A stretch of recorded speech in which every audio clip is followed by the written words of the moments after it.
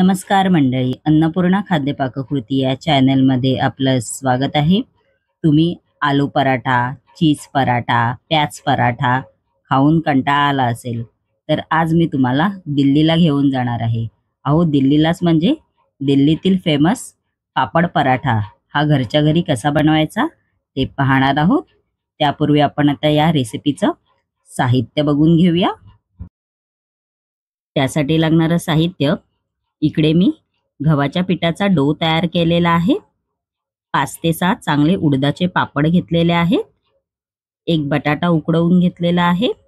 अर्धा चमचा हळद, 1 चमचा लाल तिखट मसाला, 1 चमचा धने पावडर, अर्धा चमचा गरम मसाला, अर्धा चमचा चाट मसाला, अर्धा चमचा आमचूर पावडर, कोथिंबीर आणि चवीनुसार मीठ घेतलेलं आहे.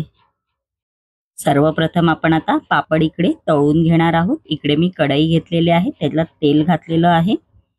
आपण आता पापड असे तळून घेणार आहोत. असे एक एक करून सगळे पापड आपल्याला तळून घ्यायचे आहेत. बघू शकता आपला पापड तळून झालेला आहे. त्यानंतर इकडे मी 2 पापड घेतलेले आहेत.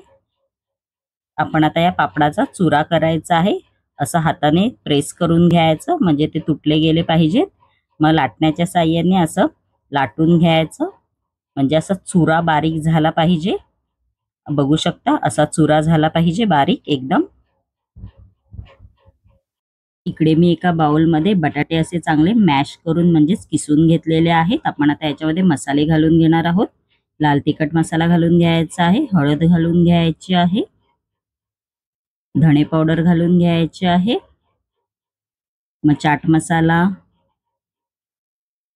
आमचूर पावडर, गरम मसाला घालून घ्यायचा आहे. त्यानंतर कोथिंबीर घालून घ्यायची आहे.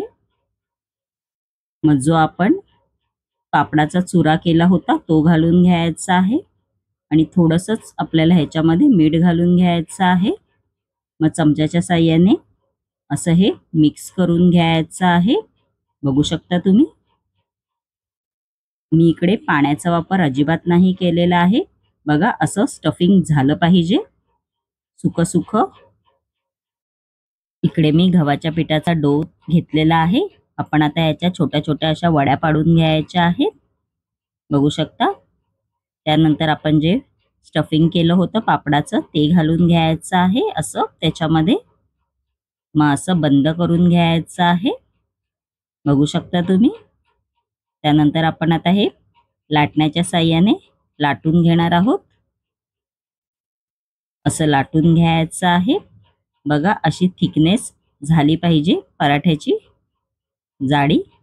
त्यानंतर इकडे मी एक फ्राय पॅन घेतलेला आहे, त्याच्यामध्ये तूप घातलेलं आहे मी.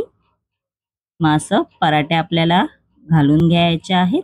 दोन्ही बाजूने चांगले मस्तपैकी शेकून घ्यायचे आहेत पराठे.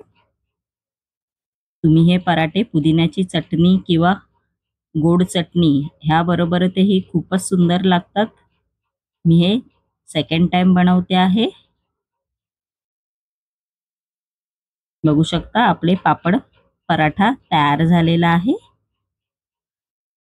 माझी ही दिल्लीतील फेमस पापड पराठा ही रेसिपी जर तुम्हाला आवडली असेल आणि अशाच नवनवीन युनिक रेसिपी जर तुम्हाला माझ्या चॅनलवर पाहायच्या असतील आणि तुम्ही जर माझ्या चॅनलवरती नवीन असाल तर नक्की माझ्या चॅनलला लाईक, शेअर अँड सबस्क्राईब करायला विसरू नका.